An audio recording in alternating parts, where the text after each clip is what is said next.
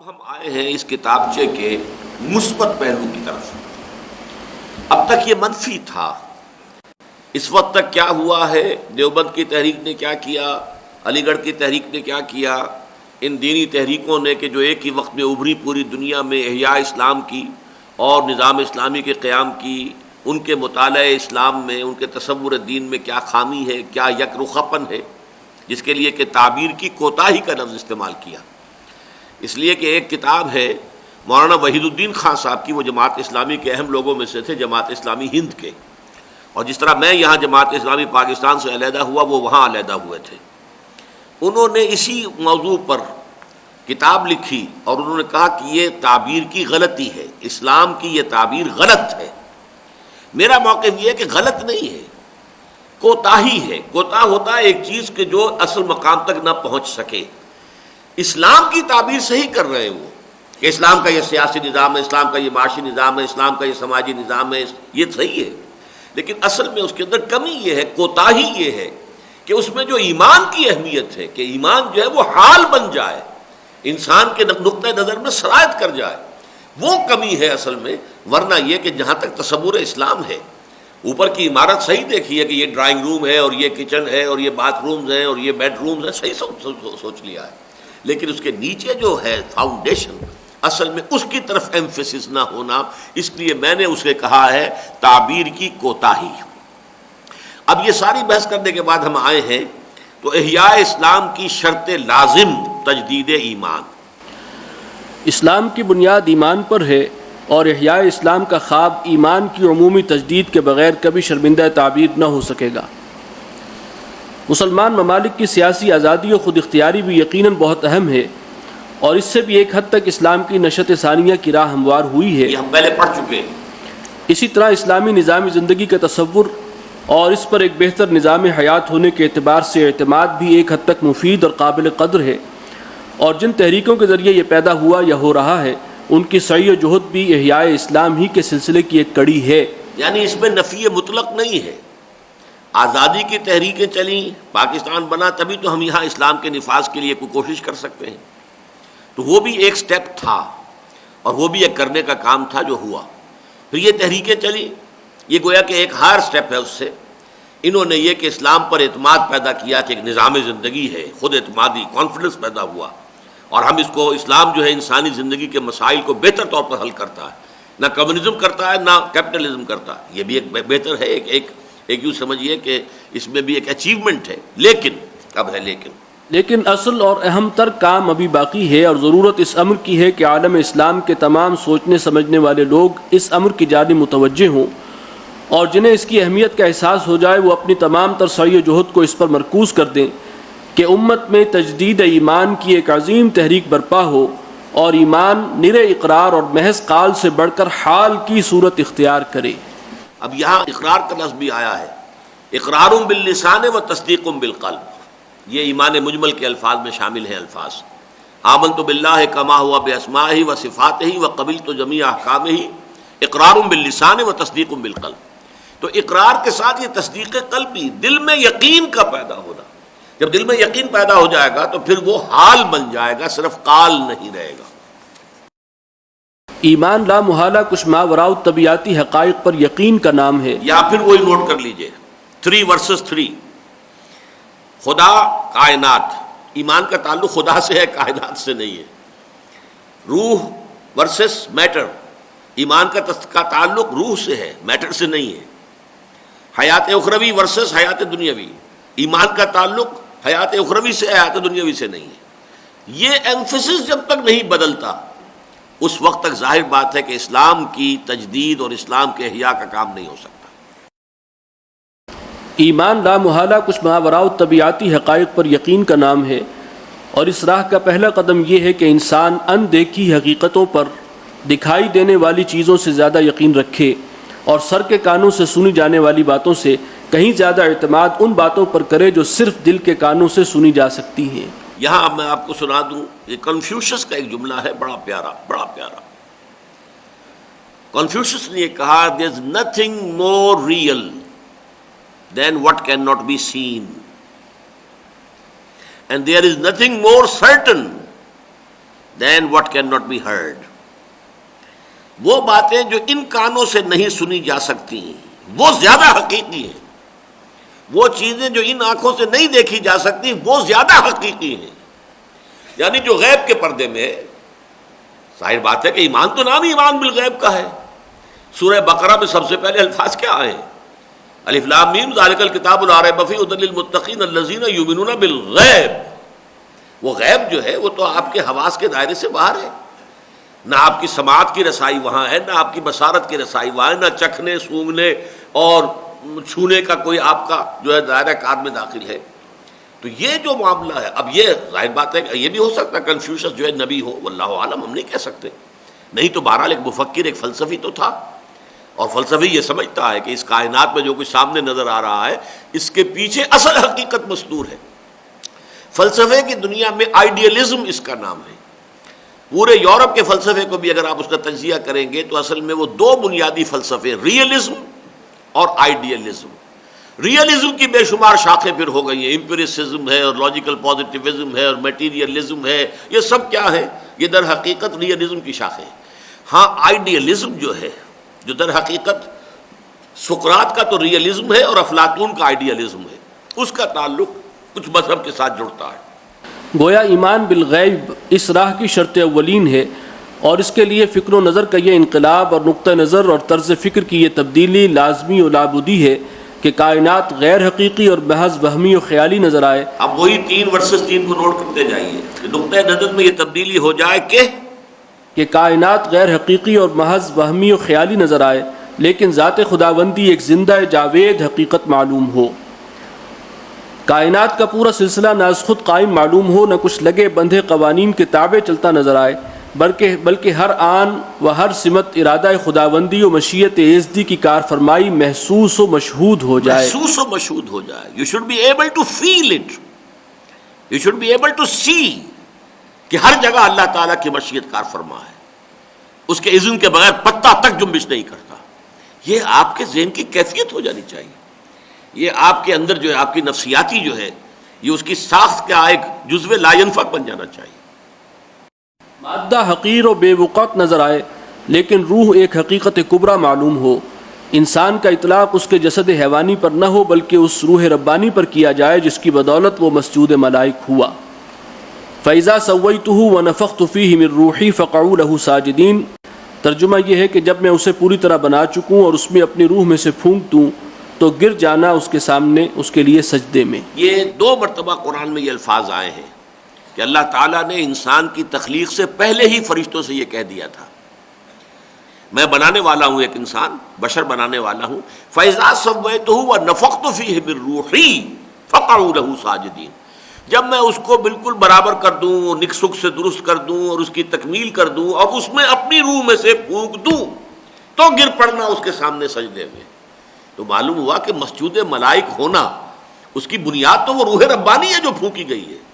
اس روح ربانی کے پھونکے جانے سے پہلے جو حیولہ تھا یا جو بھی آدم تھا وہ تو مسجود نہیں تھا. مسجود تو در حقیقت وہ روح ربانی ہے کہ جو اس کے اندر پھونکی گئی. اب ہم اس روح ہی کو نہ مانیں کہ اس کا کوئی تشخص ہے، کوئی وجود ہے، تو ظاہر بات ہے کہ دین کی حقیقت سے تو پھر آدمی قریب آتا ہی نہیں. حیات دنیاوی فانی و ناپائیدار ہی نہیں بلکہ غیر حقیقی و بے وقت معلوم ہو، اور حیات اخروی ابدی و سرمدی اور حقیقی و واقعی نظر آنے لگے، اور اللہ تعالیٰ کی رضا اور خوشنودی کے مقابلے میں دنیا و مافیہ کی وقت حدیث نبوی صلی اللہ علیہ وسلم کے مطابق مچھر کے پر سے زیادہ محسوس نہ ہو. یہ دیکھیے، یہ بھی انسان کی کیفیت ہے.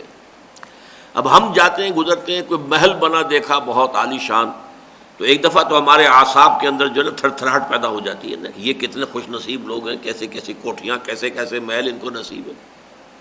اگر ایمان ہو تو کچھ نہیں ہوگا، کوئی اثرات آپ پر نہیں ہوگا، کیونکہ دنیا بے حقیقت ہے، اس کی کوئی حقیقت ہی نہیں. حضور نے فرمایا کہ اگر دنیا و ما فیہا کی وقت اللہ کی نگاہ میں ایک مچھر کے پر کے برابر بھی ہوتی تو وہ کسی کافر کو یہاں سے ایک گھونٹ پانی بھی نہ دیتا. آپ نے غور کیا اس حدیث پر؟ اگر دنیا و ما فیہا کی وقت اللہ کی نگاہ میں ایک مچھر کے پر جتنی بھی ہوتی، اللہ کی نگاہ میں اس دنیا و ما فیہا جو کچھ اس میں ہے، یہ دولت کے انبار اور سیم و زر کے ڈھیر اور یہ محل اور یہ اسکائی اسکریپرز اور یہ سب کچھ، ان سب کے سمیت ان کی اگر اللہ کی نگاہ میں وقت ایک مچھر کے پر کے برابر بھی ہوتی تو کسی کافر کو یہاں سے ایک گھونٹ پانی بھی نہ دیتا. اللہ نے تو اس کو عام کیا ہوا کافروں کے لیے، کھاؤ پیو عیش کرو، دنیا کے سب کچھ دے رکھا، اس لیے کہ اس کی حیثیت ہی کوئی نہیں. بلکہ فرمایا گیا سورہ زخرف میں کہ یہ اگر اندیشہ نہ ہوتا کہ ساری ہی دنیا کافر ہو جائے گی تو ہم تو ان کافروں کے لیے ایسے محل بناتے کہ ان کی چھتیں چاندی کی ہوتی، دروازے چاندی کے ہوتے، ان کے چھپر کھٹ چاندی کے ہوتے، بلکہ سونے کے ہوتے. وَزُخْرُفًا، لیکن یہ بھی سب کچھ ہمارے نزدیک بے حقیقت ہے، کوئی حیثیت ہی نہیں. یہ کیفیت اگر اب میری نہیں ہے تو پھر وہ ایمان کی حقیقت تو مجھے نصیب نہیں ہے. معلوم ہوا کہ میرے فکر و نظر کے اوپر غلبہ تو یہی ہے کہ اصل اہمیت اس دنیا کی ہے، مال و دولت کی ہے، یہاں کے محلات کی ہے، یہاں کے آسائشوں کی ہے، یہاں کے عیش کی ہے. اگر یہ ہے حیثیت تو پھر ایمان بالآخرت کہاں ہے؟ وہ تو صرف ایک عقیدہ ہے، پوٹلی بندی ہوئی دماغ میں کہیں رکھی ہے یا زبان کے اوپر کہیں لکھا ہوا ہے، ٹیپ کی طرح آپ چلا دیتے ہیں تو وہ چل پڑتا ہے، الفاظ نکل آتے ہیں کہ آخرت کو ہم مانتے ہیں. اللہ اللہ خیر صلی اللہ. یہ بات اچھی طرح سمجھ لینے کی ہے کہ جب تک امت کے قابل ذکر اور مؤثر حصے میں نقطہ نظر کی یہ تبدیلی واقعتاً پیدا نہ ہو جائے، احیاء اسلام کی آرزو ہرگز شرمندہ تکمیل نہ ہو سکے گی. یہاں بھی نوٹ کیجئے کہ مؤثر اور قابل ذکر حصہ 100% کبھی ایسے نہیں ہوتے. 100% دور کے زمانے میں بھی ایسے نہیں تھے، کبھی نہیں ہوں گے ایسے. لیکن ایک مؤثر، اور مؤثر وہ ہوتی ہے مائنارٹی. انقلاب دنیا میں جتنے بھی آئے مائنارٹی نے برپا کیے. روس میں ظاہر بات ہے کمیونسٹ میجورٹی میں نہیں تھے، اے مائنارٹی، چاہے وہ مونشویکس تھے یا بولشویکس تھے، مائنارٹی میں تھے، بٹ دے کریٹڈ ریولوشن. تو لیکن ایک مؤثر حد تک تعداد کا ہونا ضروری ہے. امت کے قابل ذکر اور مؤثر حصے میں نقطۂ نظر کی یہ تبدیلی واقعتاً پیدا نہ ہو جائے، احیاء اسلام کی آرزو ہرگز شرمندہ تکمیل نہ ہو سکے گی.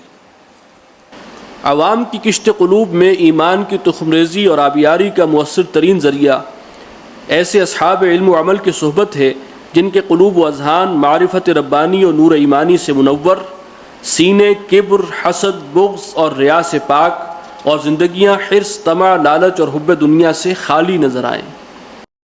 اب یہ نوٹ کیجئے، بڑی اہم بحث آ گئی ہے. ایمان میں اب میں تقسیم کر رہا ہوں عوام کا ایمان اور خواص کا ایمان. خواص سے میری مراد ہے انٹلیکچوئلز، انٹیلیجنسیا.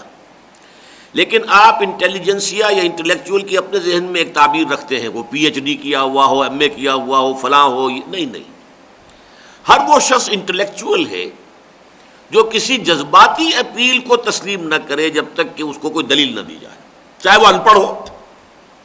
ایک شخص ان پڑھ ہے، چٹا ان پڑھ، لیکن یہ کہ آپ جذبات کے ذریعے سے اسے اپیل نہیں کر سکتے، اس سے کوئی بات بنوا نہیں سکتے جب تک کہ وہ دلیل نہ دے. وہ دلیل مانگتا ہے، وہ ہے انٹلیکچوئل، وہ ہے در حقیقت انٹیلیجنسیا کا ایک حصہ. ان کے ایمان کا معاملہ اور ہے، عوام کے معاملات اور ہے. عام آدمی، ان کے لیے ایمان کی تحصیل کا ایک عام سب سے اہم ذریعہ کیا ہے، وہ یہاں بیان ہوا ہے. یہ عوام کی کشت قلوب میں ایمان کی تخم ریزی اور آبیاری کا مؤثر ترین ذریعہ ایسے اصحاب علم و عمل کی صحبت ہے. یہاں جو پھر اس کے بعد اس کی جو آئی ہے تفسیر بہت اہم ہے. نمبر 1، جن کے قلوب و اذہان معرفت ربانی اور نور ایمانی سے منور ہو. نمبر 2، سینے کبر، حسد، بغض اور ریا سے پاک ہو، اور زندگیاں حرص، طمع، لالچ اور حب دنیا سے خالی نظر آئیں.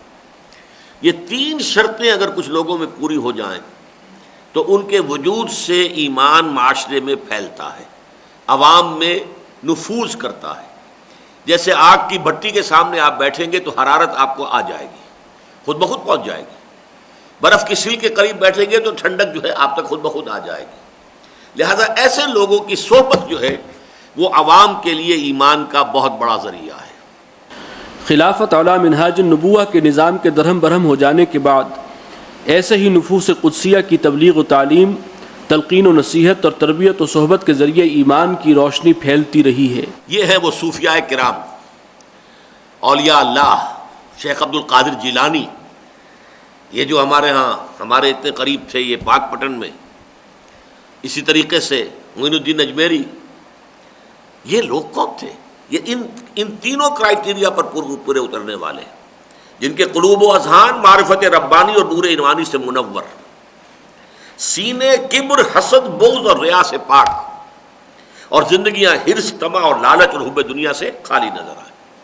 لہذا ان کی صحبت سے، ان کے ذریعے سے آپ کو معلوم ہے کہ لوگوں کے اندر اسلام پھیلا، تبلیغ ہوئی۔ اور اگرچہ جب سے مغرب کی الحاد و مادہ پرستی کے زہر سے مسموم ہواؤں کا زور ہوا، ایمان و یقین کے یہ بازار بھی بہت حد تک سرد پڑ گئے۔ یعنی یہ جو حلقے ہوتے تھے کبھی صوفیہ کے، اب یہ بہت فعال نہیں رہے، اگرچہ نظر آتے ہیں کچھ، لیکن ان کے اندر نہ وہ تاثیر ہے نہ وہ جان ہے جو پہلے کبھی ہوتی تھی۔ حضرت نظام الدین اولیاء کا جو معاملہ تھا، ہزارہا لوگ ان سے تربیت پا کر نکلے ہیں، اور جا کر ہندوستان کے مختلف شہروں میں جا کر انہوں نے مراکز قائم کی۔ اب وہ نہیں رہا، کیوں کہ پوری دنیا پر مادہ پرستی کی چھاپ اتنی گہری ہو گئی ہے کہ اس کے نیچے ان چیزوں کا، ان پودوں کا پنپنا آسان رہا ہی نہیں۔ فضا جو ہے بحیثیت مجموعی جو ہے اس کے لیے سازگار نہیں۔ اور اگرچہ جب سے مغرب کی الحاد و مادہ پرستی کے زہر سے مسموم ہواؤں کا زور ہوا، ایمان و یقین کے یہ بازار بھی بہت حد تک سرد پڑ گئے، تاہم ابھی ایسی شخصیتیں بالکل ناپید نہیں ہوئیں جن کے دل روشن نور یقین اور نفس گرم حرارت ایمانی سے معمور ہیں۔ دل روشن اور نفس گرم، یہ علامہ اقبال کے ایک شعر سے ماخوذ ہے الفاظ۔ آزاد کی دولت دل روشن نفس گرم، محکوم کا سرمایہ فقط دیدہ نمناک۔ محکوم جو ہوتا ہے وہ تو ہر وقت جو ہے روتا ہی رہے گا، آنکھوں میں آنسو ہوں گے۔ آزاد انسان جو ہوتا ہے اس کا دل روشن اور نفس گرم، سانس کے اندر گرمی ہوگی، حرارت ہوگی، دل منور ہوگا۔ تو جن کے دل روشن نور یقین سے منور، یہ روشنی نور یقین سے ہو، اور نفس گرم جو ہے اس میں حرارت ایمانی ہو، جن کے دل روشن نور یقین سے اور نفس گرم حرارت ایمانی سے معمور۔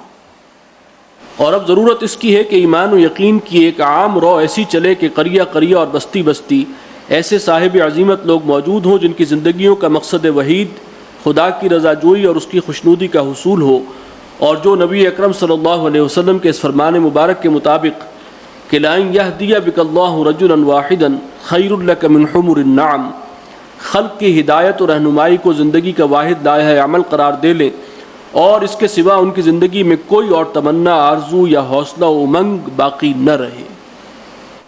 یہ بھی ذرا نوٹ کر لیجیے، حضور کی ایک حدیث یہ ہے، حضرت علی سے آپ نے خطاب کر کے فرمایا تھا لَن يَهْدِيَ اللَّهُ بِكَ رَجُلًا وَاحِدًا خَيْرٌ لَكَ مِنْ حُمْرِ النَّعَمِ، کہ اے علی اگر تمہارے ذریعے سے اللہ تعالیٰ ایک انسان کو بھی ہدایت دے دے تو وہ تمہارے لیے سرخ اونٹوں سے بڑی دولت ہے۔ سرخ اونٹ بڑا ایک قیمتی اونٹ سمجھا جاتا تھا۔ تو انسان جب یہ طے کر لے کہ مجھے خلق کی ہدایت کے لیے جینا ہے، تو اب اس کے لیے وہ سارے تقاضے اسے پورے کرنے پڑیں گے، اور اگر قریہ قریہ بستی بستی ایسے لوگ موجود ہوں تو اس سے یہ کہ ایمان کی عمومی جو ہے اس کی سرایت ہوگی اس معاشرے کے اندر۔ خوش قسمتی سے بر عظیم یا بر صغیر ہند و پاک میں ایک وسیع پیمانے پر ایسی حرکت پیدا بھی ہو چکی ہے جس کے زیر اثر عوام میں ایمان کی روشنی پھیل رہی ہے۔ اب یہاں سے اصل میں ذکر شروع ہو رہا ہے تبلیغی جماعت کا۔ یہ بھی ایک پیرلل تحریک ہے جو جماعت اسلامی کے تقریباً ساتھ ہی شروع ہوئی ہندوستان میں۔ ادھر مولانا مودودی نے جماعت اسلامی کا سنگ بنیاد رکھا، یا اس سے پہلے وہ کچھ اپنی ذاتی تحریروں کے ذریعے سے اس کے لیے میدان ہموار کر رہے تھے، اور ادھر مولانا الیاس صاحب نے تبلیغی ایک سلسلہ شروع کیا۔ یہ تبلیغی جماعت اب جو خود بڑھ کر دنیا میں آپ کو معلوم ہے کہ لاکھوں کے اجتماعات ہو جاتے ہیں، یہاں رائے ونڈ میں بھی 12-15 لاکھ کا تو غالباً اب اجتماع ہو ہی جاتا ہے۔ باقی جو مشرقی پاکستان جو کہلاتا تھا اب بنگلہ دیش ہے، وہاں تو 25-30 لاکھ افراد کا اجتماع ہوتا ہے۔ یوں سمجھیے کہ حج کے قریب جو ہے حاضری ہوتی ہے اس اجتماع میں۔ تو اس تحریک کا اصل صغرا کبرا کیا ہے، اس میں فور کیا ہے، کمی کیا ہے، یہ ہے اصل جو اب اس کا موضوع ہے۔ ایک چیز میں فور کے درجے میں کہہ رہا ہوں کہ اس تحریک میں ایمفیسس ایمان پر ہے، جبکہ ان تحریکوں میں اخوان اور جماعت اسلامی کی تحریک میں ایمفیسس اسلام پر ہے، اسلامی نظام پر ہے، لیکن ایمان پر نہیں ہے۔ یہاں اس تحریک کے اندر ایمفیسس ایمان پر ہے، لیکن ایمان کا جو اپروچ ہے وہ ہے در حقیقت صرف naan intellectual approach, intellectual approach والا ایمان موجود نہیں ہے۔ یہ بات جو ہے کہ ہم کسی تحریک کو کنڈیم بھی نہ کر دیں کہ اس میں کوئی خیر ہے ہی نہیں، اور یہ کہ جو لوگ اس کو قبول کر لیں وہ پھر سمجھتے ہیں کہ خیر کل یہی ہے، سب کچھ اس کے اندر خیر ہی خیر ہے۔ تو اس کی بجائے ہمیں تجزیہ کرنا چاہیے تو وہ تجزیہ جو ہے وہ یہاں سامنے آ رہا ہے۔ خوش قسمتی سے بر صغیر ہند و پاک میں ایک وسیع پیمانے پر ایسی حرکت پیدا بھی ہو چکی ہے جس کے زیر اثر عوام میں ایمان کی روشنی پھیل رہی ہے، اور کائنات سے زیادہ خالق کائنات، مادے سے زیادہ روح، اور حیات دنیاوی سے زیادہ حیات اخروی کی اہمیت کا احساس اجاگر ہو رہا ہے۔ ہماری مراد جماعت تبلیغی سے ہے، جسے بجا طور پر تحریک دیوبند کی ایک شاخ قرار دیا جا سکتا ہے، اور جس کی تاسیس کچھ ایسے اصحاب ایمان و یقین کے ہاتھوں ہوئی ہے کہ آج ایک تہائی صدی سے زیادہ عرصہ گزر جانے کے باوجود اس کے جوش و خروش میں کوئی کمی نہیں آئی، اور اس کے باوجود کہ اس کے طریقہ کار سے ہم کلیتاً اتفاق نہیں کرتے، ہمارا مشاہدہ ہے کہ اس کے زیر اثر لوگوں کے طرز فکر اور نقطہ نظر میں ایک ایسی عمومی تبدیلی واقعتاً پیدا ہو جاتی ہے جس کے نتیجے میں وہ محسوس کرنے لگتے ہیں کہ اصل حیثیت کائنات کی نہیں خالق کائنات کی ہے، اور اصل اہمیت اسباب کی نہیں مسبب الاسباب کی ہے۔ بھوک غذا سے نہیں حکم خداوندی سے مٹتی ہے، اور پیاس پانی سے نہیں اذن باری تعالیٰ سے بجھتی ہے۔ دین کے چھوٹے سے چھوٹے احکام انہیں کسی منطقی استدلال کی بنا پر یا کسی نظام زندگی کے اجزاء یا اس کو قائم کرنے کے ذرائع کی حیثیت سے نہیں بلکہ فی نفس ہی خیر نظر آنے لگتے ہیں، اور نبی اکرم صلی اللہ علیہ وسلم کی چھوٹی سے چھوٹی سنتیں بجائے خود نورانی معلوم ہونے لگتی ہیں، اور زندگی اور اس کے لوازمات کے باب میں کم از کم پر قناعت کر کے وہ اپنے اوقات کا معتدب حصہ ایک مخصوص طریق پر تبلیغ و اشاعت دین کے لیے وقف کر دیتے ہیں۔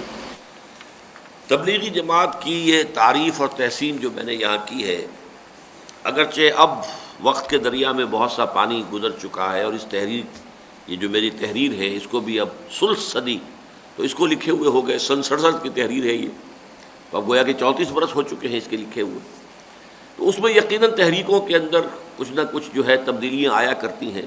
تو میں اس وقت کی تبلیغی جماعت سے بحث نہیں کر رہا، کہ جب یہ چیز لکھی گئی تھی اس وقت کی جو کیفیات ہیں، اور چونکہ میں اس کا بہت ہی قریبی جو ہے میں آبزرور رہا ہوں، میں نے تقریباً 2.25 سال جماعت اسلامی سے علیحدہ ہونے کے بعد تبلیغی جماعت کے ساتھ بسر کی ہے، شب جمعہ مستقل ان کے ساتھ، اور یہ 3 روزے جو کہلاتے ہیں ان کے ہاں 6 روزے متعدد بار لگائے ہیں، رائے کئی دفعہ گیا ہوں، پھر ایک بہت بڑا اجتماع ان کا اس زمانے کے حساب سے بہت بڑا، اب تو لاکھوں کی حاضری ہوتی ہے، اس وقت ہزاروں میں ہوتی تھی، تو 15,000 کی حاضری کا ایک اجتماع ہوا تھا کوئٹے میں، جس میں میں جا کے شریک ہوا، اور میں نے آخری فیصلہ کیا کہ میں آیا اس کے ساتھ پورے طور پر اور ابدی طور پر وابستہ ہو جاؤں یا نہ ہو جاؤں، یہ ایک علیحدہ بحث ہے، لیکن یہ کہ اس کا جو میرے مشاہدات ہیں وہ میں نے جو یہاں بیان کیے ہیں کہ ان کے ہاں یہ کیفیت واقعتاً پیدا کر دی جاتی تھی، اور ہو سکتا ہے کہ اب بھی ہو ایسا، ب میرا زیادہ رابطہ نہیں ہے اس جماعت کے ساتھ، کہ یہ بات محسوس ہو جائے کہ یہ مادی اسباب و وسائل کی کوئی اہمیت اور حیثیت نہیں ہے،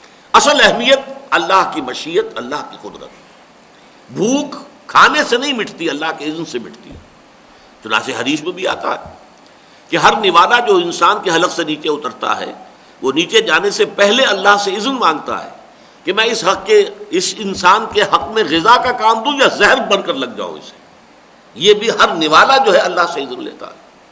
تو یہ سمجھنا کہ یہ کائنات خود بخود لگے بندھے قوانین کے تحت چل رہی ہے، یہ ہے وہ مغرب کا مادہ پرستانہ سائنٹیفک انداز فکر، بس کچھ laws of physical change, laws of chemical change ہیں وہ بنے ہوئے ہیں، اور ان لاز آف نیچر کے تحت یہ کائنات خود بخود چل رہی ہے، کاز اینڈ ایفیکٹ ہے، علل ہیں اور اسباب ہیں، اس کے نتائج ہیں اور عواقب ہیں، اس سے یہ خود بخود نہیں، بلکہ جیسے ہم نے پڑھا کہ یہ محسوس ہو جائے، نظر آنے لگے کہ واقعتاً ہر جگہ پر اللہ کی مشیت، اللہ کی قدرت کار فرما ہے۔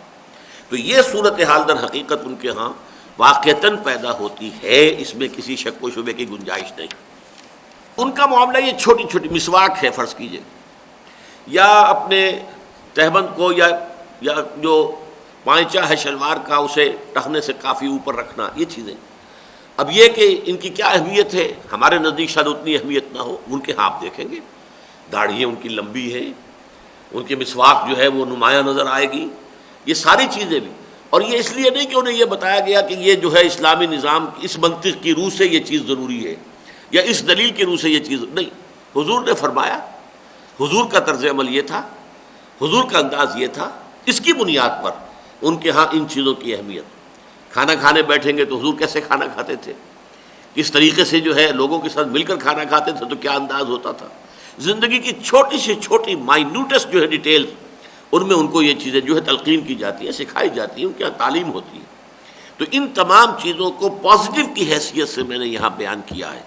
اور اگرچہ ان میں ہر طرح کے لوگ ہیں، ایسے لوگ بھی ہیں جو کاروباری لوگ ہیں، باقی جو کچھ ہے اپنے کاروبار میں سارے غلط کام بھی کرتے ہیں، بلیک مارکیٹنگ بھی ہے، ٹیکسز کو بچانے کے لیے جھوٹ بھی ہے، سب کچھ ہے، وہ بھی ہے، لیکن اور وہ تبلیغ میں بھی لگے ہوئے۔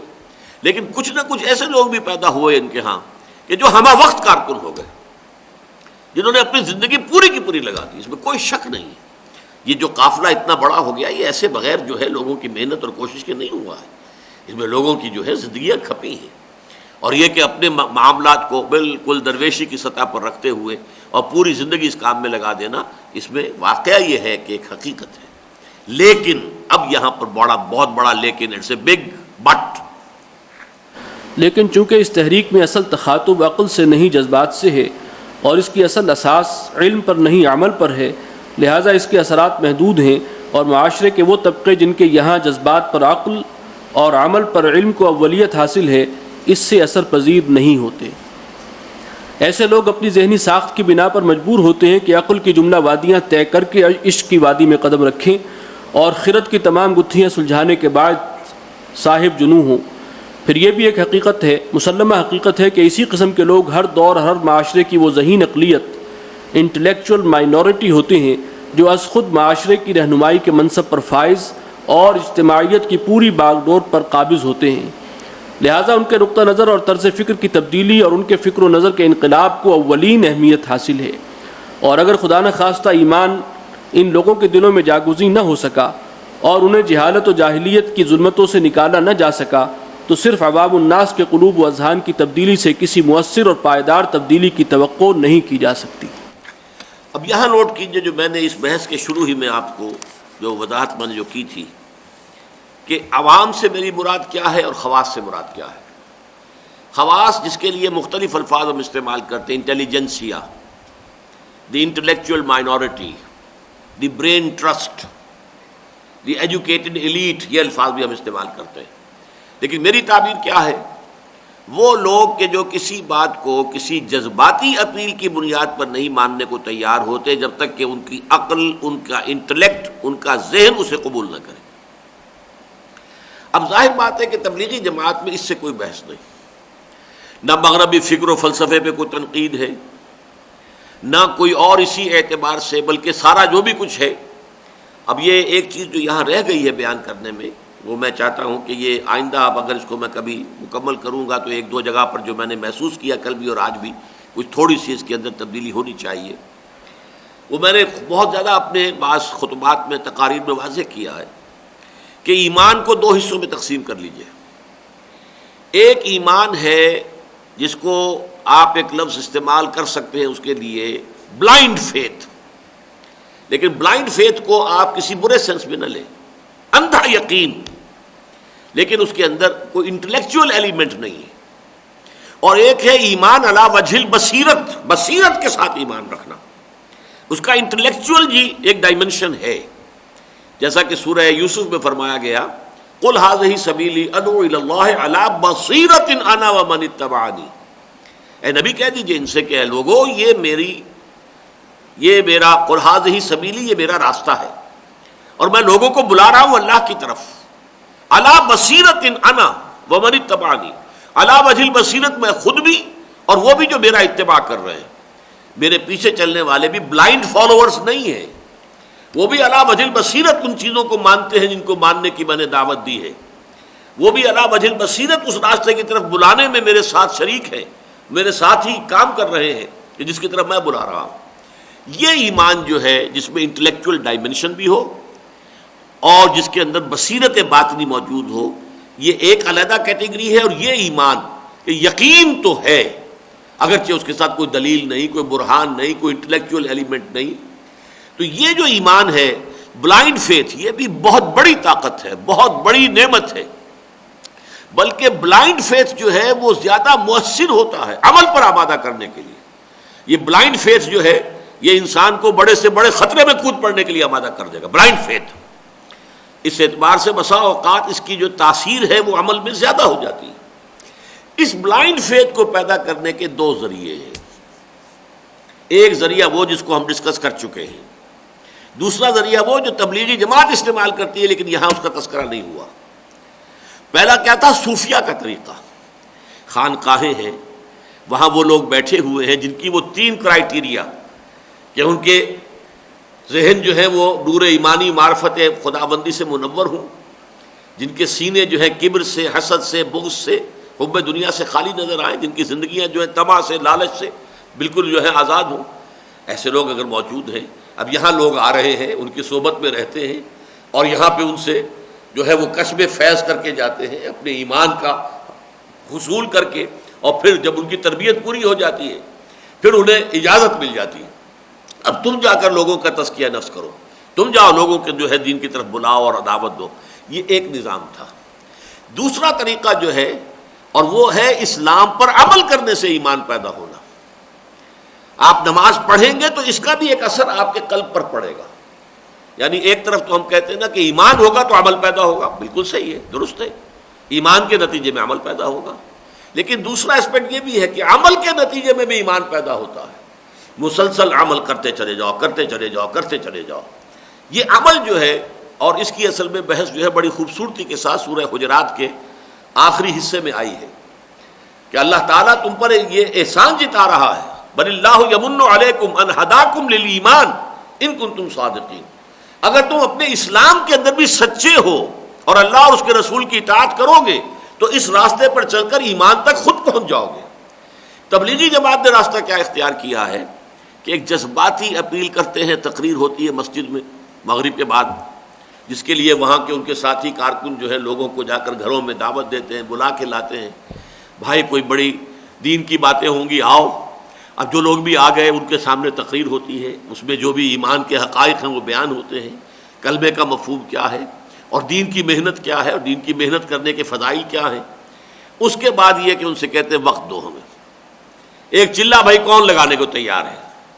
اب جو لوگ بھی اس وقت جذباتی طور پر جذبات اس طریقے سے مشتعل ہو گئے ہوتے ہیں اس تقریر کے ذریعے سے، سب کے تو نہیں ہوتے، ایک کچھ لوگ تو ہوتے، اچھا بھائی میرا نام لکھ لو، میں چلے کے لیے میرا نام ہے۔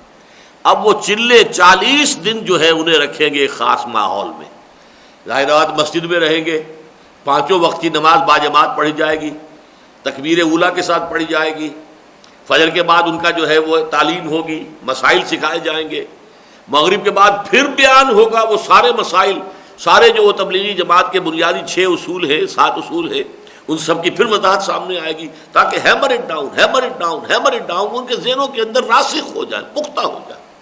اور پھر یہ کہ رات کو بھی ایک عام فضا ہوگی، مسجد میں آپ سو رہے ہیں، کچھ لوگ اٹھ گئے ہیں تہجد کے لیے، اچھا بھلا آدمی جو ہے جو نہ بھی عادی ہو اٹھ جائے گا اس وقت، وہ تہجد کی نماز جو ہے اس سے بھی مستفید ہو جائے گا۔ یہ عمل ہے کہ جو 40 دن تک وہ متواتر کر رہا ہے وداؤٹ اینی انٹرپشن، اس سے ایک یقین کی کیفیت پیدا ہوتی ہے۔ یہ ریفلیکشن جو ہے عمل کے ذریعے سے، ایمان بذریعہ عمل، ایک ہے ایمان بذریعہ صحبت صاحب ایمان، ایسے لوگ ہوں کہ جن کے دلوں میں واقعتاً جیسے کہ بھٹی ہوتی ہے، ایمان کی بھٹی دہک رہی ہے ان کے دلوں کے اندر، تو ان کے پاس آپ رہیں گے تو اس سے خود بخود ایمان جو ہے سرایت کرے گا، جیسے حرارت جو ہے بھٹی سے نکل کر آپ تک پہنچتی ہے۔ اور ایک ہے ایمان بذریعہ عمل، اس عمل کے ذریعے سے ایمان کی کیفیت پیدا کرنا، یہ میتھڈالوجی ہے جو تبلیغی جماعت نے اختیار کی ہے۔ لیکن ان دونوں کے نتیجے میں جو ایمان پیدا ہوگا وہ ایمان کسی انٹلیکچول ایلیمنٹ سے خالی ہوگا۔ یہ دونوں طریقے جو ہیں انٹیلیجنسیا کو اپیل نہیں کرتے۔ انٹیلیجنسیا دلیل مانگتی ہے، برہان مانگتی ہے، سورہ کبریٰ چاہتی ہے۔ آپ اس کے غلط نظریات کی جب تک نفی دلیل سے نہیں کریں گے، محض آپ کے فتوے سے نہیں وہ مان لیں گے۔ آج کتنے لوگ ہیں سود کے فتوے کو ماننے کو تیار نہیں، ہمیں سمجھاؤ کیسے یہ غلط ہے اور کیسے اس کا آلٹرنیٹ نظام آپ لائیں گے۔ فتویٰ ہے، فتویٰ آپ نے دے دیا، لیکن یہ ہے کہ ہم تو چاہتے ہیں کہ سمجھایا جائے، یہ بات لوگ کہتے ہیں۔ اس حوالے سے اس انٹیلیجنسیا کا معاملہ یہ ہے، اب جو تیسرا نقطہ اس میں سامنے آیا ہے کہ بدقسمتی سے کسی معاشرے اور کسی قوم میں جو اجتماعی نظام ہوتا ہے اس کا دار و مدار اس انٹیلیجنسیا پر ہے، عوام پر نہیں ہے۔ یہ ایک اہم نقطہ ہے جس کو یہاں پہ بیان کیا گیا ہے بہت اختصار کے ساتھ، لیکن میں اس کو چاہتا ہوں وضاحت کر دوں۔ دیکھیے جیسے یہ میرا جسم ہے، 2 من سے زائد وزن ہے، اب اس میں دماغ ہے میرا ایک، کتنا ہوگا آدھے سیر کا ہوگا، 3 پاؤں کا ہوگا، لیکن یہ دماغ میرے پورے وجود کو کنٹرول کرتا ہے۔ میرے ہاتھ میں طاقت ہے کسی شے کو پکڑنے کی، کس شے کو پکڑوں کس کو نہ پکڑوں یہ دماغ طے کرتا ہے۔ آنکھ نے یہ میسج پہنچا دیا ہے دماغ کو، یہ سانپ ہے، لکڑی نہیں ہے، اسے مت چھونا، اور دماغ سے یہ آرڈر پہنچ گیا ہاتھ کو۔ ہاتھ آگے بڑھ چکا تھا لیکن پھر پیچھے آ گیا، کیوں کہ دماغ سے حکم آ گیا واپس آ جاؤ، تم جسے لکڑی سمجھ رہے ہو یہ سانپ ہے، اس لیے کہ آنکھ نے جو سینس ڈیٹا تھے اس نے فیڈ کیا ہے دماغ کو کہ یہ سانپ ہے، لکڑی نہیں ہے۔ حاتم اللیل جسے کہتے ہیں، رات کے وقت لکڑیاں جو ہیں جو چنتے ہیں تو وہ سانپوں پہ بھی ہاتھ ڈال دیتے ہیں اور ڈسے جاتے ہیں۔ پھر حاتم اللیل اس لیے کہلاتا ہے، رات کے وقت جو لکڑیاں چنتا ہے اسے تو بہت خطرات جو ہیں درپیش ہو جائیں گے، اسے کیا پتا اس چیز کو میں نے ہاتھ لگایا ہے سانپ ہے کہ لکڑی۔ تو یہ جو ہے کہ کنٹرول یہ کر رہا، یہ میرے پاؤں مجھے لے کر چل سکتے ہیں، کدھر جاؤں کدھر نہ جاؤں یہ فیصلہ پاؤں نہیں کر سکتا۔ دس ڈیسیژن از ٹیکن ہیئر۔ تو میرے پورے وجود کو کنٹرول کر رہا ہے دماغ، میرے ہاتھ پاؤں حرکت کرتے ہیں اس دماغ کے تحت۔ بعین ہی یہ معاملہ ہے کسی کلیکٹیو آرگنزم، یہ جو کلیکٹیو سوسائٹی ہوتی ہے یہ بھی آرگنزم ہے، ایک اس کا ایک انٹلیکچوئل ٹرسٹ ہے، برین ٹرسٹ ہے، انٹیلیجنسیا ہے، وہ ڈائریکشن طے کرتا ہے کہ کدھر جانا ہے، پھر یہ ہاتھ پاؤں حرکت کرتے ہیں، بھاگتے ہیں، دوڑتے ہیں۔ تو پہلے جب تک انٹیلیجنسیا کے اندر کوئی نظریہ پروان نہ چڑھے، عوام جو ہے اس نظریے کو کبھی اختیار نہیں کریں گے، یا کریں گے تو اتنا نہیں کریں گے کہ جس سے انقلاب آ جائے۔ اسی لیے انقلاب جب بھی آتا ہے آپ کو معلوم ہے اس کے لیے پہلی شرط لازم یہی ہوتی ہے کہ انٹیلیجنسیا کے اندر ایک مضبوط نیوکلیس بننا چاہیے، وہاں سے پھر وہ فکر سرایت کرتا ہے۔ ہمارے ہاں مارکسزم، کمیونزم، داس کیپٹل کا فلسفہ، یہ کچھ انٹلیکچوئلز، کچھ شعراء، کچھ ادباء، کچھ افسانہ نویس، ناول نگار، ان لوگوں کے اندر سب سے پہلے آیا تھا، پھر ان کے ذریعے سے وہ عوام تک پہنچا، اور عوام میں پہنچا اس حد تک کہ استحصال جیسا ثقیل لفظ جو ہے، وہ خانچہ لے کر چلنے والا اور ریڑھی لے کر چلنے والا اور ٹانگا چلانے والا بھی استحصال کا لفظ استعمال کر رہا ہے۔ اتنا ثقیل لفظ، باب استفعال عربی زبان کا 8 ابواب میں سب سے مشکل، لیکن لفظ ہے ان کی زبان پر چڑھ گیا، استحصال۔ یہ کب ہوتا ہے؟ جبکہ پہلے وہ انٹیلیجنسیا کے اندر ایک نیوکلیس مضبوط بن چکا ہو، پھر وہاں سے وہ نظموں کے ذریعے، ڈراموں کے ذریعے سے اور طریقوں سے وہ چیزیں جو ہیں عوام میں سرایت کر جاتی ہیں، پھر ایک انقلاب آتا ہے۔ یہ جو انٹیلیجنسیا ہے اس میں ایمان کے پیدا کرنے کا ذریعہ نہ تو یہ بھٹی ہے اور نہ یہ بائی ایکشن وہ کریں گے نہیں۔ آپ نماز کے لیے واعظ نصیحت کرتے چلے جائیے، وہ اس کو قبول ہی نہیں کریں گے جب تک کہ ان کے دل میں ایمان پختہ نہ ہو۔ ہاں ایک عام آدمی جو ہے جس کے دل میں نیکی سوئی ہوئی تھی وہ جاگ جائے گی، آپ کی وہ اپیل سے، آپ کی جذباتی اپیل سے وہ نماز شروع کر دے گا۔ لیکن جو انٹیلیجنسیا ہوتی ہے اس کے لیے میں یہ کہا کرتا ہوں کہ اس کے دل اور آپ کے درمیان اس کا دماغ حائل ہے۔ آپ اس کے دل تک پہنچنا چاہتے ہیں تو دماغ کے راستے سے جانا پڑے گا، پہلے اسے ذہناً مطمئن کریں گے تو اس کے دل تک اپروچ ہوگی۔ عوام جو ہوتے ہیں براہ راست ان کے دل پر بات پہنچ جاتی، کیوں؟ ان کے دماغ میں کوئی غلط فلسفے ہیں ہی نہیں، نہ انہیں یہ پتا ڈارونزم کس بلا کا نام ہے، نہ انہیں یہ پتا مارکسزم کس چڑیا کا نام ہے، نہ انہیں یہ پتا کہ لاجیکل پازیٹیوزم کو کیا بلا ہوتی، کچھ بھی نہیں۔ ان کے دماغوں میں کوئی خناس ہے ہی نہیں، کوئی نظریات ہے ہی نہیں۔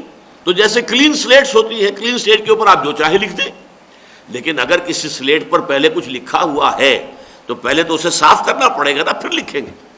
فرض کیجئے کہ وہ کسی ایسی شے سے لکھا ہوا آسانی سے نہیں مٹتا، چاک سے لکھا ہوا تو آسانی سے مٹا لیں گے آپ، لیکن کسی ایسی چیز سے لکھا ہوا ہے کہ جس کو تو بہت رگڑ کر پہلے آپ کو صاف کریں گے تو پھر کچھ لکھیں گے نا۔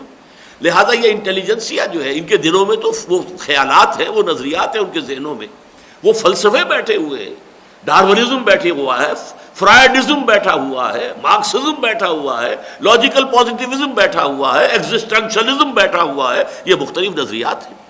ان نظریات کی نفی، ان کی تردید دلیل کے ساتھ جب تک نہ ہو تب تک آپ پیئرس نہیں کر سکتے۔ یہ بیریئر ہے آپ کے اور ان کے دل کے درمیان، ان کا دماغ حائل ہے۔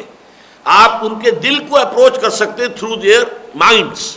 پہلے مائنڈس کو مطمئن کیجئے، کنونس کیجئے، کم سے کم یہ کہ اس کے اوپر اگر مغرب کی مرغوبیت ہے اس مرغوبیت کو ختم کر دیجئے، تب اس کے اندر آمادگی پیدا ہوگی کہ آپ کی بات سنے اور پھر وہ دل کے اوپر اثر انداز ہو سکے گی۔ یہ کام جو ہے یہ تبلیغی جماعت کے ذریعے نہیں ہو رہا۔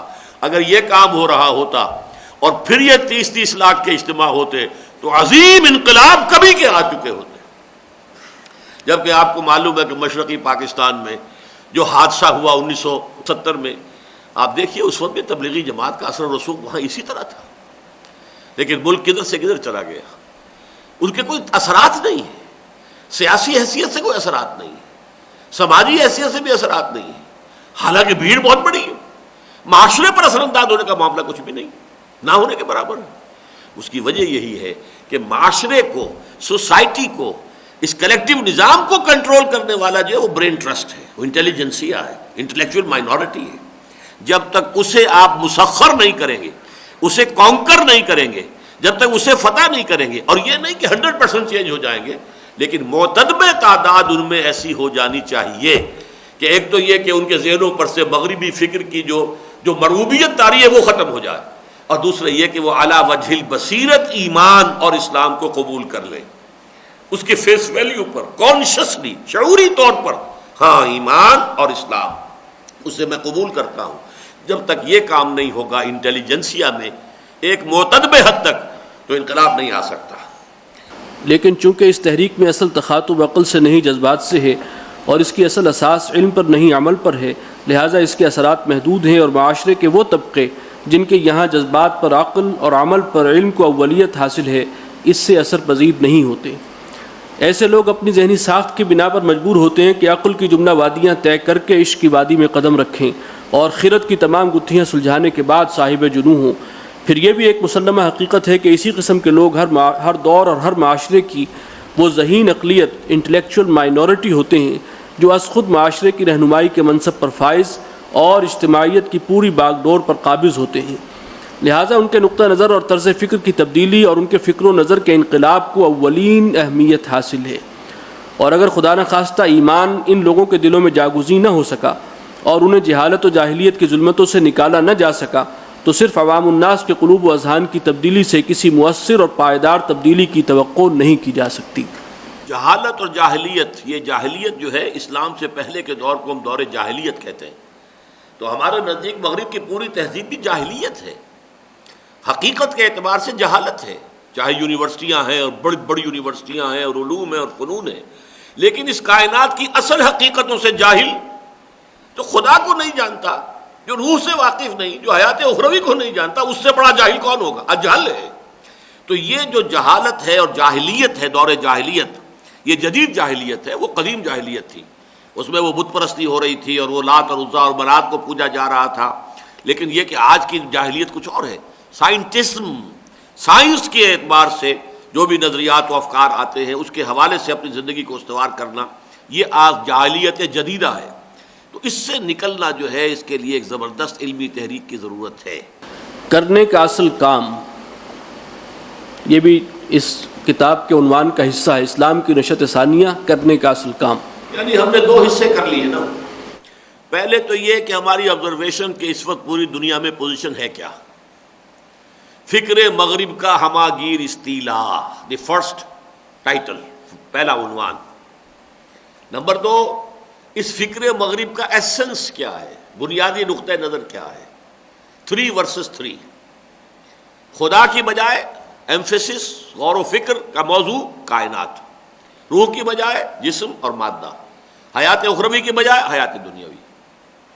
اب یہ کہ حیات دنیاوی پر غور و فکر کے نتیجے میں یورپ میں جو پھر اکتشافات ہوئے اور سائنس کی ترقی ہوئی تو پاور پوٹینشل ڈیولپ ہوا، پوری دنیا کے اندر وہ پھیل گئے، اور عالم اسلام خاص طور پر ان کا سب سے بڑا ہدف بنا، کیونکہ یورپ سے ملحق دونوں یہی تھے۔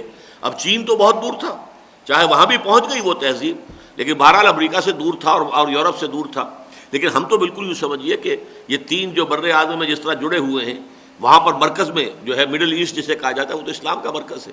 بہرحال اس کے نتیجے میں ہم نے دیکھ لیا کہ جو تحریکیں رد عمل کے طور پر اسلامی دنیا میں اٹھی، پہلے علمی سطح پر سر سید احمد خان اور ادھر مفتی محمد عبدہ، پھر نظام حیات کا تصور اور اس کو قائم کرنے کے لیے تحریکیں، احیائی تحریکیں، جماعت اسلامی اہم اور دوسری اہم اخوان المسلمون، ان کے تصور دین میں کیا خامی تھی، کیا کمی تھی، ان کا جو شفٹ آف ایمفیسس تھا وہ کس چیز پر تھا، اس ماورائی حقیقتوں پر اتنا نہیں تھا جتنا کہ ان حقیقتوں پر ہے۔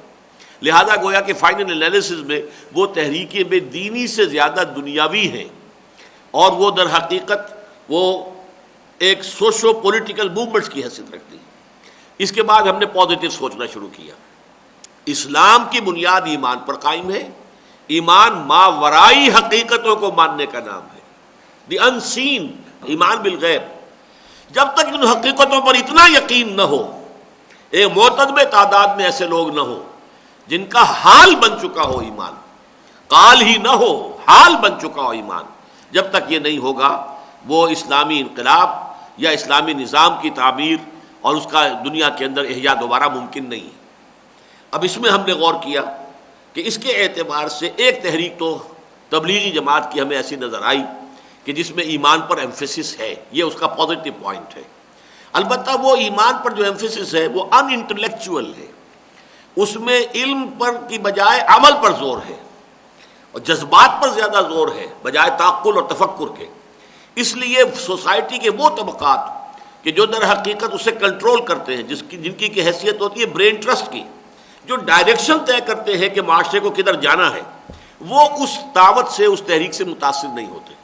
اگرچہ کلین سلیٹ والے لوگ جن کے دماغوں کے اندر کوئی زیادہ فطور نہ ہو، ان کے بہت سے لوگ جو ہیں ان کے گرد جمع ہو جاتے ہیں۔ یہاں پہ ایک نکتہ اور سمجھ لیجئے، عموماً جن لوگوں نے سائنس یا جو پروفیشنز ہیں، میڈیکل اور انجینئرنگ، یہ حاصل کیے ہیں، وہ تبلیغی جماعت کی طرف بہت زیادہ جاتے ہیں۔ اس کی وجہ کیا ہے کہ مغربی فکر سے ان کا براہ راست سابقہ پیش ہی نہیں آیا۔ مغربی فکر سے براہ راست سابقہ انہیں پیش آتا ہے جنہوں نے فلسفہ پڑھا ہو، سوشولوجی پڑھی ہو، پولیٹیکل سائنس پڑھی ہو، اکنامکس پڑھی ہو۔ یہ مضامین ہیں جنہوں نے پڑھے ہیں، ان کو تصادم محسوس ہوتا ہے کہ نظریات کچھ اور ہے، اسلام کچھ اور ہے۔ یہ کانفلکٹ جو ہے اس سے ادھر جو ہے انجینئرنگ کا کیا ہے، اب یہ اتنا بڑا ہال ہے، اس کے لیے بیم جو ہے اس میں سریا کتنا ہونا چاہیے، کاؤنٹ کر لیجئے، حساب جوڑ لیجئے، ایکویشن بنی ہوئی ہے، اس میں کوئی نظریاتی بات نہیں آتی۔ لہذا یہ لوگ جو ہیں چونکہ کسی نظریاتی کشاکش میں مبتلا ہی نہیں ہوئے، لہذا گویا کہ کلین سلیٹ ہے اس اعتبار سے کہ نظریاتی طور پر ان کے دماغ کے اندر کوئی خناس نہیں ہے، کوئی غلط شے نہیں ہے۔ لیکن جن کے دماغوں پر ڈاروینزم، فرائیڈزم یہ بیٹھا ہوا ہے، جنہوں نے سائیکالوجی پڑھی ہے، اب وہ کیا کرے گا؟ اور جس طریقے سے کہ جن لوگوں نے لاجیکل پازیٹیوزم پڑھا ہے، ایگزسٹینشلزم پڑھا ہے، وہ کیا کریں گے؟ لہذا سارا جو فطور دنیا میں اس وقت ہے وہ در حقیقت ان لوگوں کے ذریعے ہے کہ جو فکر اور فلسفے اور نظریات کے دنیا کے اندر رہتے ہیں۔ باقی یہ کہ سائنس، ٹیکنالوجی، کمپیوٹر ہے، اس میں کسی نظریے بدلنے کا کیا سوال ہے؟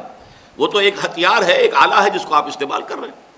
یہی وجہ ہے کہ ایسی تمام تحریکوں کے اندر زیادہ تر لوگ وہ آئے ہیں جنہوں نے سائنس کی ایجوکیشن حاصل کی، اور جو لوگ گئے جو ہمارے ہاں سوشل سائنسز کہلاتی ہیں، ہیومینٹیز، ان کی اکثریت جو ہے وہ الحاد کا شکار ہو گئی۔ بنا بریں وقت کی اہم ترین ضرورت یہ ہے کہ بنا بریں پہلا لفظ ہے اس کا، یعنی یہ اب نتیجہ ہے ان چیزوں کی بنیاد پر، بنا بریں، کہ دو باتیں ہم نے اب تک کیا ہوا ہے، اس میں کیا کمی رہ گئی ہے۔ حالانکہ ہم نے اس کا پازیٹیو پوائنٹ بھی لیا کہ آزادی کی تحریکیں چلی، ان سے بھی احیاء اسلام کے کام کو تقویت حاصل ہوئی، اور یہ تحریکیں بھی چلی، انہوں نے اسلامی نظام حیات پر ایک کانفیڈنس پیدا کیا، یہ بھی ایک پازیٹیو اچیومنٹ ہے جو ان کے طریقے سے ہوئی ہے۔ لیکن جو کمی ہے وہ کیا ہے کہ ایمان کے اوپر ایمفیسس نہیں ہے، اور وہ حال بن جانا اس کا جو ہے وہ پیش نظر نہیں ہے۔ بنا بری، جبکہ ہمیں ضرورت اس وقت ایسے ایمان کی ہے کہ جو علی وجہ البصیرت ہو، جو انٹلیکچوئلز کو پوزیس کر سکے اور ان کے دلوں کو اور ان کے اذہان کو منور کر دے ایمان کے ساتھ۔ بنا بری کی اہم ترین ضرورت یہ ہے کہ ایک زبردست علمی تحریک ایسی اٹھے جو سوسائٹی کے اعلیٰ ترین طبقات اور معاشرے کے ذہین ترین عناصر کے فکر و نظر میں انقلاب برپا کر دے، اور انہیں مادیت اور الحاد کے اندھیروں سے نکال کر ایمان و یقین کی روشنی میں لے آئے، اور خدا پرستی و خود شناسی کی دولت سے مالا مال کر دے۔ خالص علمی سطح پر اسلامی دو الفاظ آئے ہیں یہاں پر، خدا پرستی اور خود شناسی۔ خود شناسی، اپنے آپ کو پہچاننا ہے، نور تجلی بھی اسی خاک میں پنہاں، غافل تو نرا صاحب ادراک نہیں۔ میں کیا ہوں؟ کیا میں نرا حیوان ہوں؟ انسان ہوں تو کس اعتبار سے ہوں؟ یہ بات جو قرآن مجید میں کہی گئی ہے سورہ حشر میں، وَلَا تَكُونُوا كَالَّذِينَ نَسُوا اللَّهَ فَأَنسَاهُمْ أَنفُسَهُمْ، ان لوگوں کے مانند نہ ہو جانا جنہوں نے اللہ کو بلا دیا تو اللہ نے انہیں اپنے آپ سے غافل کر دیا۔ کیا مانی اپنے آپ سے غافل کر دیا؟ جو اللہ سے غافل ہے کیا وہ اپنے جسموں سے غافل ہے؟ اپنے پیٹ کے تقاضوں کو پورا نہیں کرتے؟ اپنے جنسی تقاضوں کو پورا نہیں کرتے؟ ذرا سی پھنسی نکل آئے تو دوڑ کر ڈاکٹر کے پاس نہیں جاتے؟ ہر چیز کی توجہ ہے؟ نہیں، جس چیز سے غافل ہو گئے وہ ان کی اصل انا ہے، وہ روح ہے، وہ ان کی اصل خودی ہے جو اندر ہے، اس کو وہ بالکل بھلا بیٹھے کہ ہمارے اندر کچھ ہے اور بھی ہے اس حیوان کے علاوہ۔ تو خدا پرستی اور خود شناسی،